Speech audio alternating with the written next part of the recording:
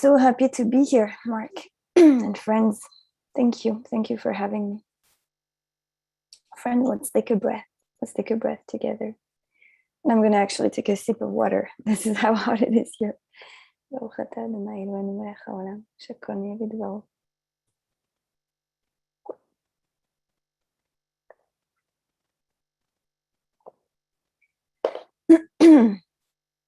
Let's take a deep breath. I want to invite you, if it's comfortable enough, to close your eyes for a moment. Or if it's not, to gently gaze down, just to kind of turn the gaze inward.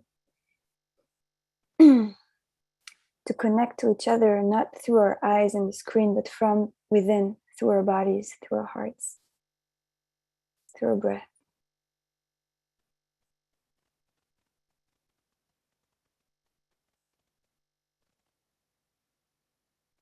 Few breaths of landing,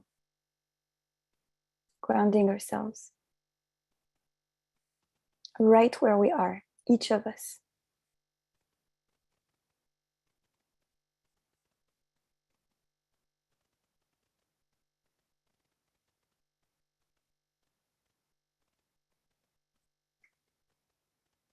Taking the time, friends, to arrive.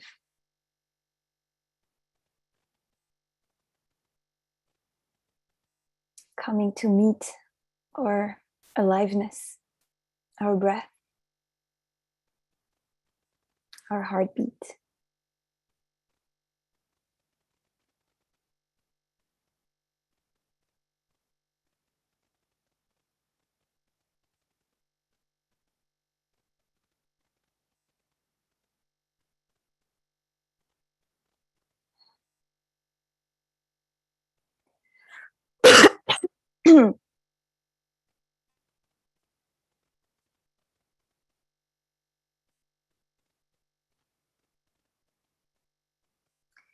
And welcoming ourselves just as we are in this moment.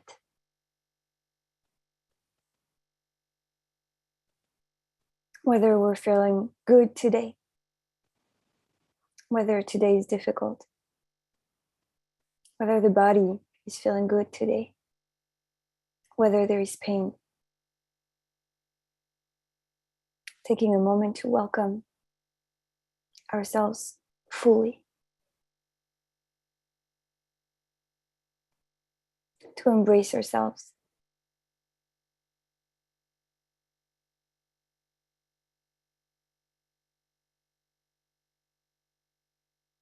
Taking a moment to feel supported by the group. Hundreds of people, more than 100 people at least, from all over the States, North America, Europe, Israel, who all got together at this time today to sit quietly together.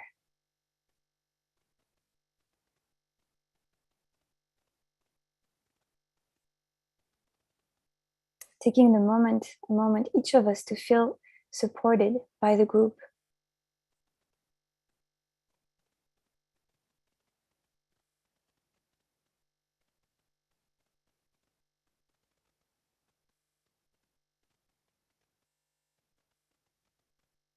Feeling the collective energy, which is very real and which transcends space boundaries.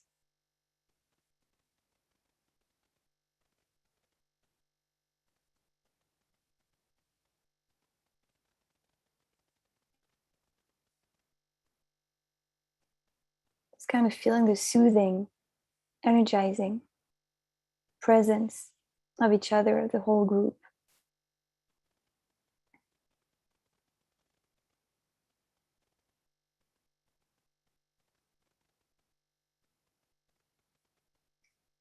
Taking a moment again to dedicating the energy of our practice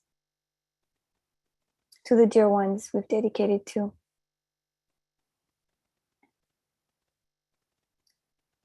And I dedicate my sit today to Maria on her 18th yahrzeit. What a beautiful number. Chai, 18, life. mother, grandmother, literacy advocate. May her memory be a blessing. May her soul be elevated.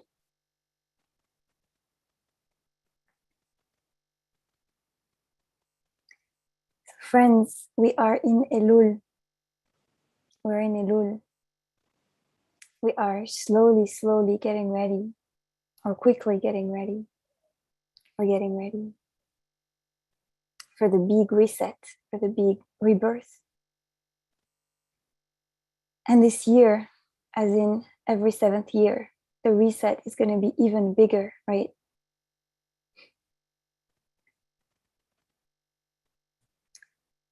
Mira, just a request, I think, from some people, if you could just speak a bit louder. Yeah, I'll try. I actually have a mic. My voice is just not cooperating. Suddenly I was speaking normally all day long. And let me see. Thank you for letting me know. How is this? Okay, thank you. In any case, friends, you know, the words I'm saying don't really matter. And it's true. What matters is the energy of sitting together. And so we're talking now about our preparation for the big reset. Because this year, when we enter a new year, as you know, we enter Shemitah year, the year of release, which is called Shemitah, the Shabbat of the land, the cessation. And so IGS is offering a reading of Shemitah that is a spiritual reading, taking Shemitah really not in the Pshat, as a mitzvah only connected to the land of Israel, to the land, but really taking it as mindfulness practice. Where does the practice of stopping take us? And what can it teach us for our lives, for our everyday lives? And so I wanted us to look at this in the light of the parasha of this week, Shoftim. If we can look at the source sheet, dear Barbara.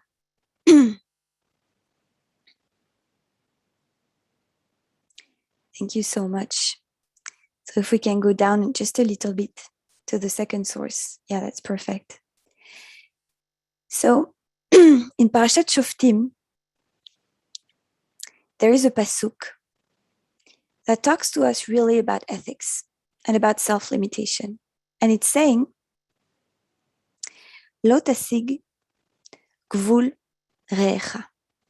Don't reset or like pull back, as they translate, the border, the boundary, the landmark of your neighbor, of your friend. Shagavlu rishonim, that was already set, right? It's a very short pasuk, but it's very much connected to our theme of self-limitation, because that's what it's about here. And here we see that Shemitah that we tend to connect to as a mitzvah related to the land. That's how we associate Shemitah. But Shemitah is also the year where we release slaves and we release debts. There is a release.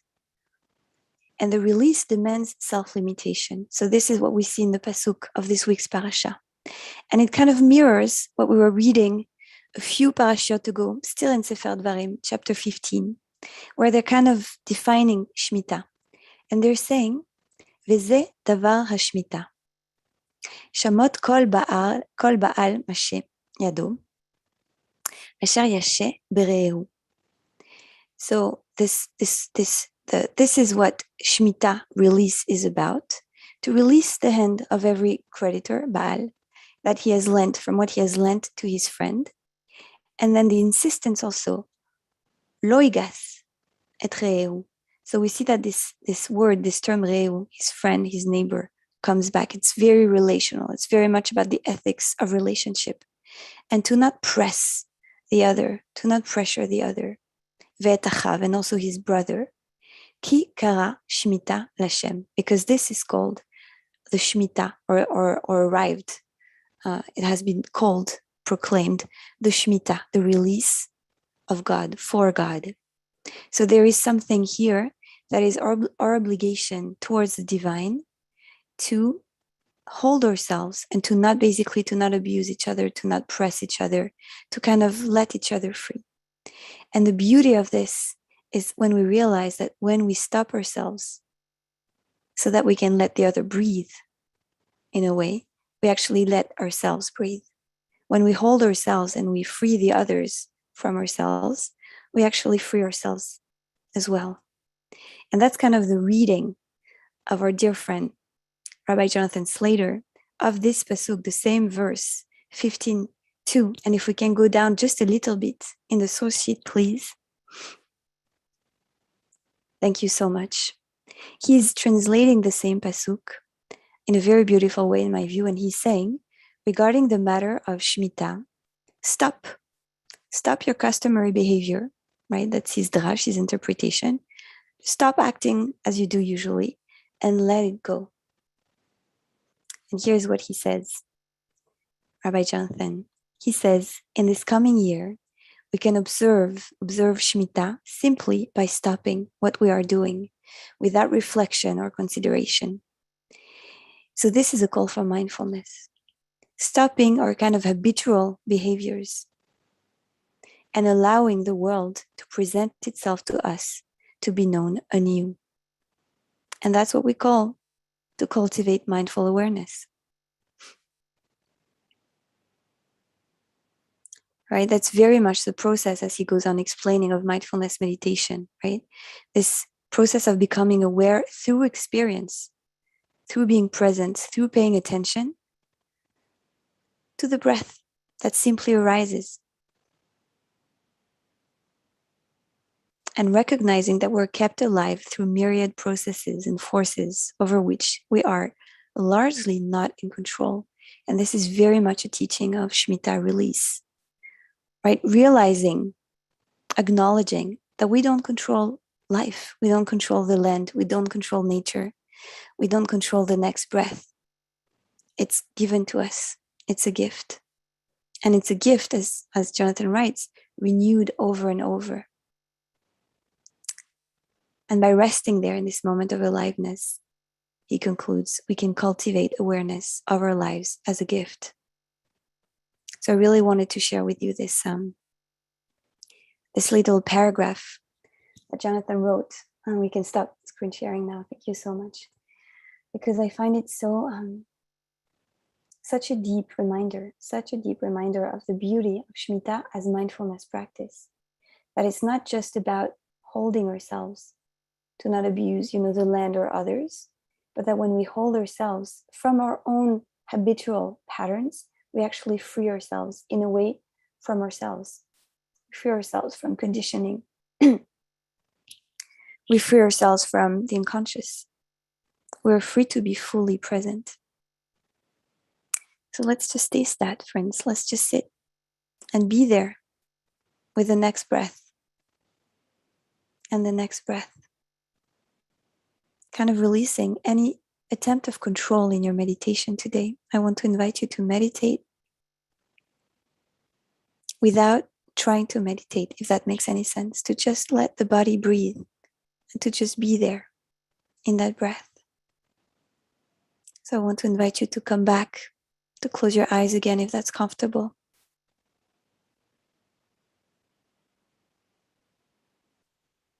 To come and bring the awareness back inside the body.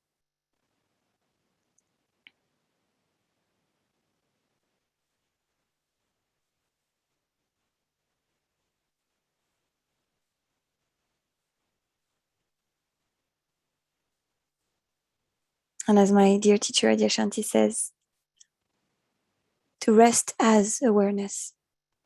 To rest. Not to try to be aware, but to rest as awareness. As the awareness, as the mindfulness that's already there.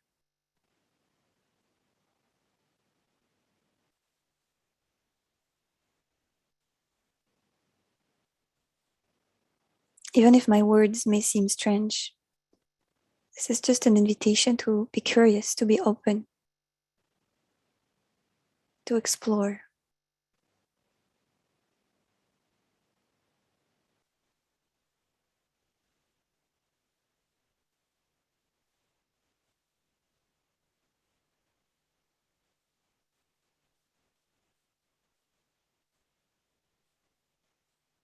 kind of sit back and relax into the awareness that is already there, aware that it's breathing and enjoying each new breath.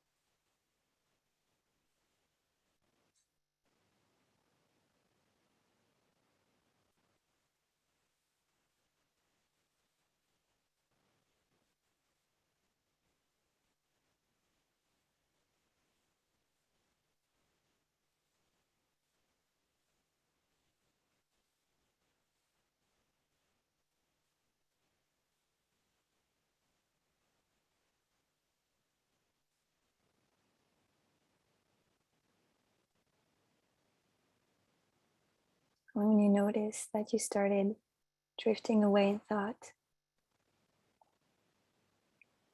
remembering that this is perfectly normal,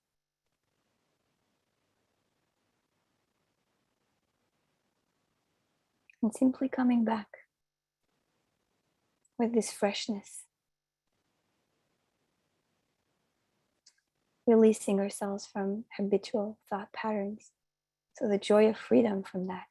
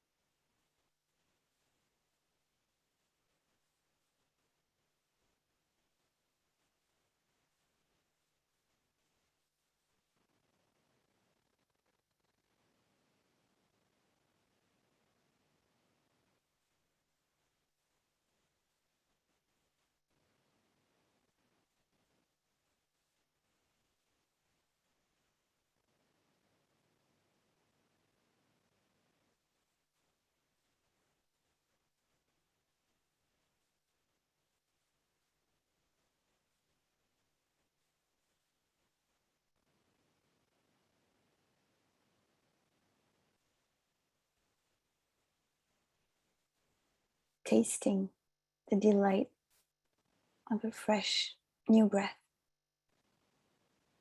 the freedom in exiting thought patterns.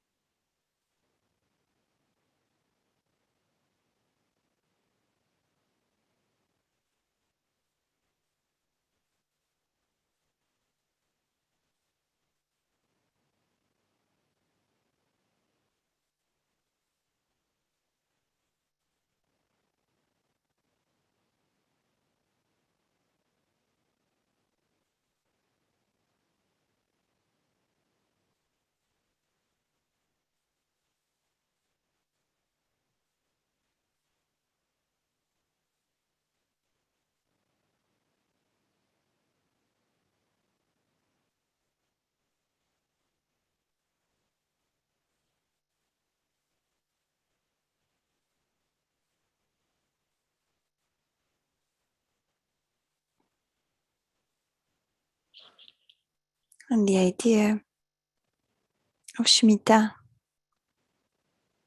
is nature returning to herself. And when we come back to our breath,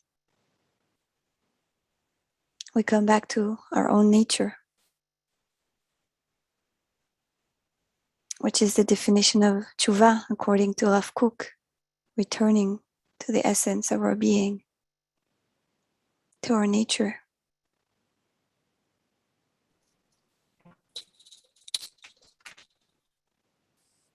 Let's take a beautiful breath in, a beautiful breath out. And let's get ready, friends, to say Kaddish with Rabbi Mark.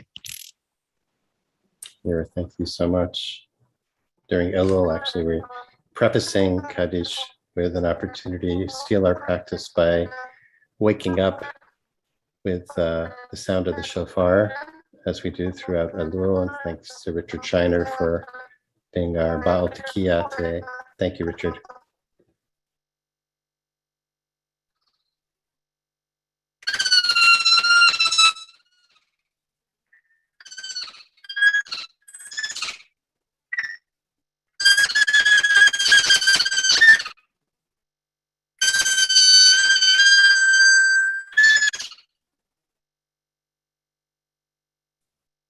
And friends, we seal our practice with an opportunity for those in mourning or observing yard sites to recite Kaddish. And invite those of you who are doing so, if you'd like to put the name or names of those loved ones you're remembering today in the chat box, either now or after we recite Kaddish. And I invite you to join me in rising in body or in spirit. Yitkadal, Yitkadash, Shemei Rabbah, Yalmad, Yitash, Yotei, Yalif, Malchutei, Chaye Chom, Arvei Tashme Rabba, V'chol Beit Amad Yisrael, Bisman Kari, Malchute, Ru Shirkei Amen. Biyom, Shmei Rabba Rabba Mavarach Leolam Amen. Amaya, Shmei Rabba Mavarach Le'alam Yaba, Bisman V'yishmecha Kari, V'tovecha Tzedar, V'yitalecha Vitalel, V'ashmei Ula, Kshav Shmei, V'yiklecha Sham, Amen. Mela, Mikol, V'chuf Bekirach, Tachta V'nechorata La'elam, V'yom La'alma V'yom Birchata, Mairan, Shirata, Vimru, Shema Birchata, V'nechama V'nechama V'nechama Aleinu Ata, Shlama, Miran Rabba, Ben Chama, Shamayim, Minu Ani, Ima, Lima, Shalom. Kol Israel, Shlema Amen. Rabban, Amen. Chayim Yeshamer, Yadim, Bimruma, Kol Yase, Yisrael. Shalom, Nenu, Yisrael, Sed Amen. Shalom B'Roma, Huya Aseh Yashem, Shalom, Aleinu, Al Yashem, Kol Yisrael, V'al Kol Yoshe Israel. Amen. Amen. Amen. Friends, thanks for joining us today for our practice. As always, you're invited to stay on for a few minutes after the hour for conversation with our teacher for today, Mira Neshama Niculescu. If you have questions about the teaching, the practice, about Shemitah, you're welcome to stay on. For those who are leaving, thanks for joining us today. We hope you'll be back. I'll be leading us in practice tomorrow, and on Friday, Marita Anderson is back to lead us to sit into Shabbat on Friday at our usual time. Thanks to Richard Shiner for being our Baal Tekiah today, and thanks to Mark Shamaria for sponsoring our practice in loving memory of Barry Shamaria, Zichronah Libracha. And thanks especially to Barbara Schumann, who has stepped in to fill in for Adi Stein, who's in is Ba'aretz in the land of Israel right now. And thanks, Barbara, as always, for your dedication and skill in holding our space for us. So for those who are leaving us, we'll hope to see you tomorrow. And for those who are staying on, if you have a question, comment you'd like to put to Mira, please put it in the chat box. We'll try to keep an eye on that. There is a question right off the bat. I have a couple of questions for you, Mira, but there was a question that came in. Shabbat of the land and release the hand of every creditor from what was lent.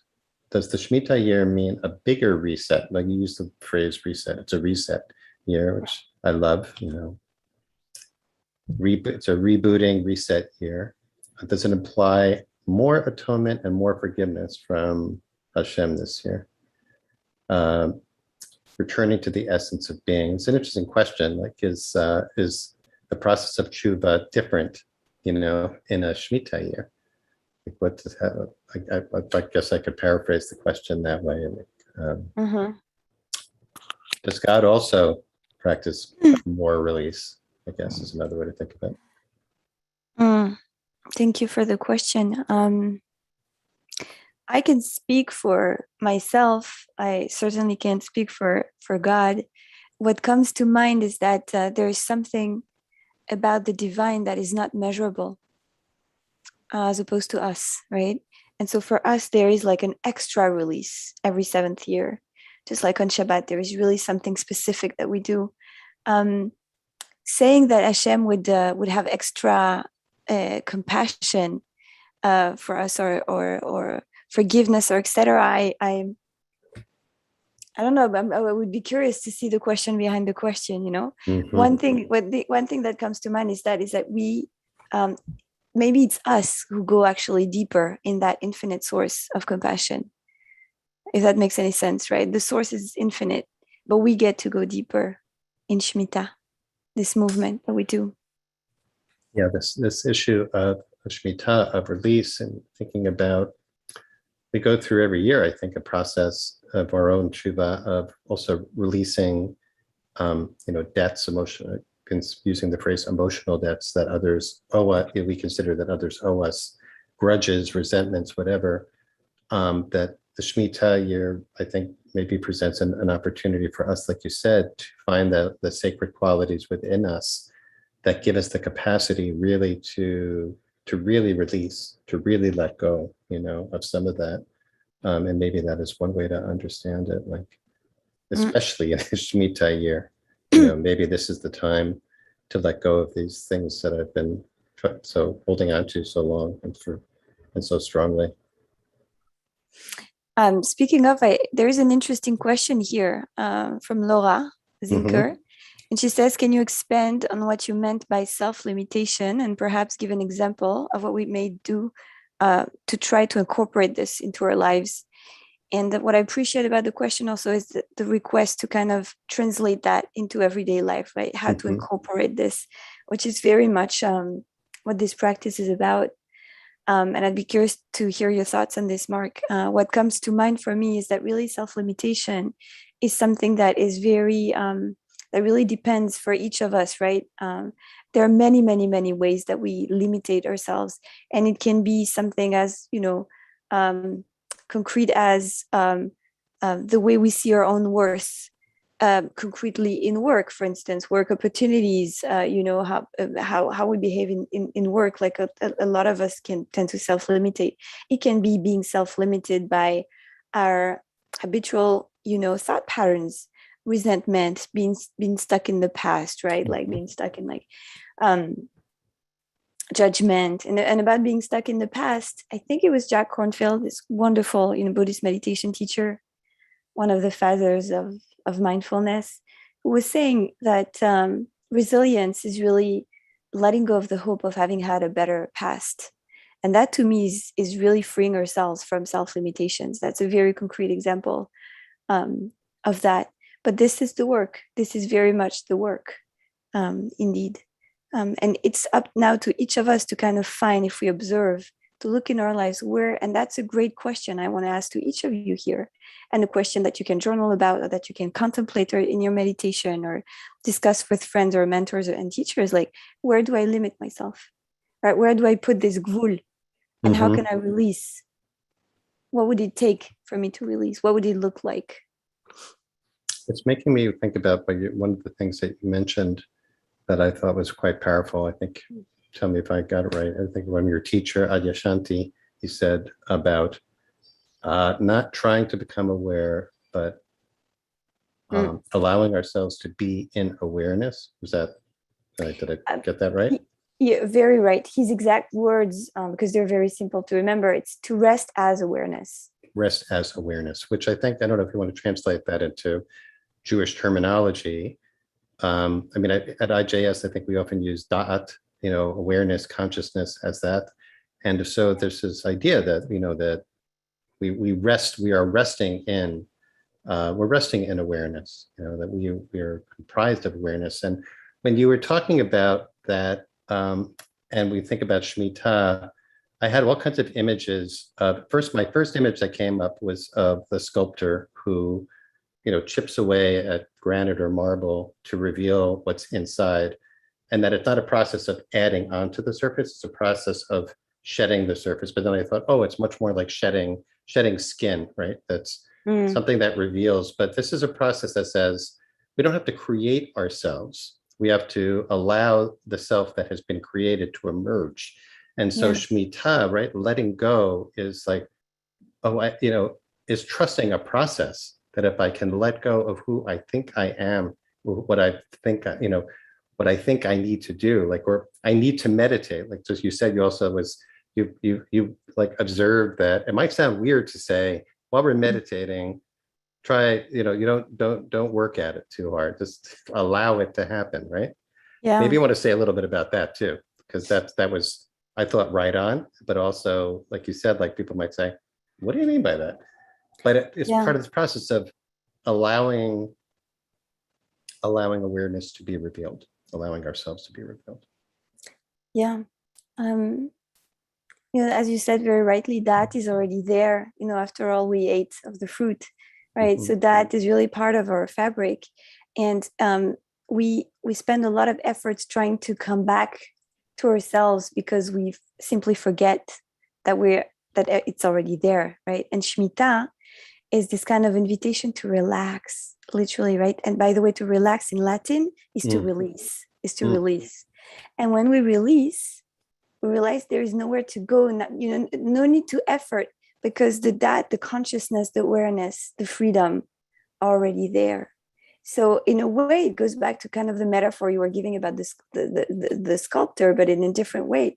But as you said very rightly, like just by letting things be, we allow for things to fully blossom and emerge. And then we can actually see them and enjoy them.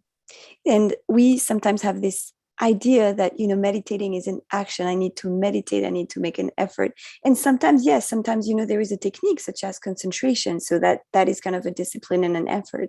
And then there is another technique of meditation, which is kind of taking the step back. And instead of trying to meditate, right? Because when we try to meditate, we're trying to be present, right? But instead of trying to be present, just to relax into the presence that's already there, because we already are present, and the breath is already breathing, and the consciousness is already conscious, right? The Neshama, the soul, is already there and awake. And there is, it may sound very disturbing because we're a culture of doing, we're doers. So we think I need to do something in order to achieve something. And that is the big teaching of Shemitah, is that actually once in a while, we need to stop doing so that something can emerge, right? And that's why I gave like this specific meditation instruction today. Yeah, that was great. That was great. And it's kind of a 180, like you said, like, I speak for myself, and probably many of us think I need to exert an effort. It's an action to take, right? To meditate, to be present, to be aware. I need to cultivate it. I need to work at it. It's hard to wrap our mind around the idea or reality that I'm already present. There are things that are getting in the way of my awareness of that, right? I'm already aware, but there are things that are obscuring it or blocking it. And if I can notice those things and release them, I can say, oh, right? Yeah. And this is a source I almost brought to today, also from Rav Kook in Orot HaTshuva, The Lights of Return, where he's talking about the menucha of Tshuva, that the movement itself of Tshuva is restful, that there is a great rest in this movement. And that also is kind of how do you call it, counterintuitive, right? Because we have this image of tshuva as like, again, efforting. I have to do an effort. I have, and he's talking about this kind of rest, like to rest in tshuva, because if we're looking at tshuva as simply returning home, returning to our essence, the essence is already there. So sometimes all we have to do is relax. And then when what is there can emerge to the surface. And that's really the great invitation of Shemitah. There was a question that came up earlier, and I've lost it now, but it had to do with, was really more of a personal question for you about how do you come to this practice over the course of the day? What helps you remember to your It's practice? a great question. It's a great question. I just want to say that I don't have time to read all the chat, but I really enjoy seeing people interacting and sharing, and it's really great, and responding to each other, and it's great.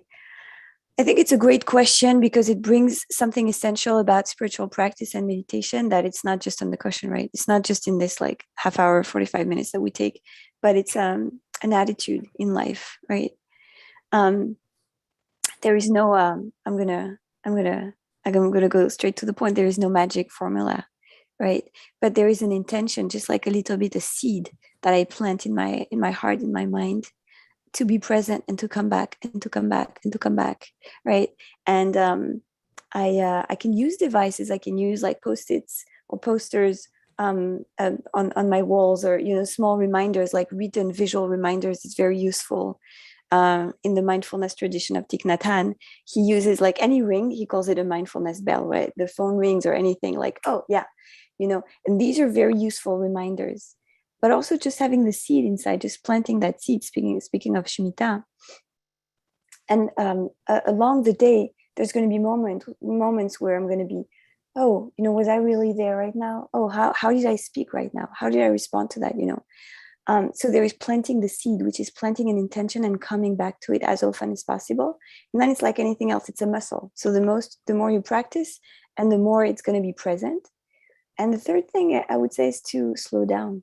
And that's what I try to do, because when you slow down, you have more time to check in with yourself before you talk, before you act, right? And that's really, really a huge part of mindfulness practice, of presence practice, of kindness practice, of Shemitah, of release, right?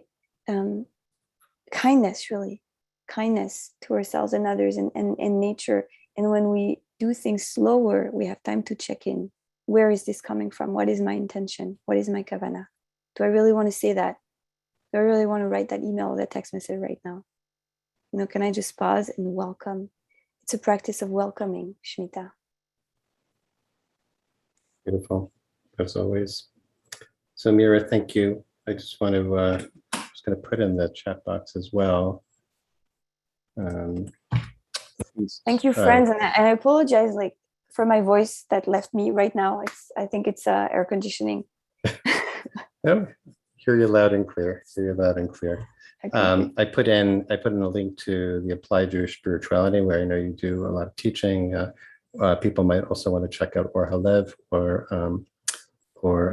Mira's Facebook page, just Neshama, right? Yeah, it's Neshama, and I have a website. I can write it down also. Okay. Friends, it's been a joy. It's always a gift, Mira. Thank you so much. And be well, and hopefully a little bit cooler for everybody. Sorry, that was a mistake. Oh, okay. I'm gonna we have time to get your website in there. No, that's the website. Okay. The other one. Yeah. Okay. All right. There you go. Okay. I want to also thank, of course, Mark. Thank you, Mark, so much for sponsoring our practice. And thank you to Barbara for holding our space.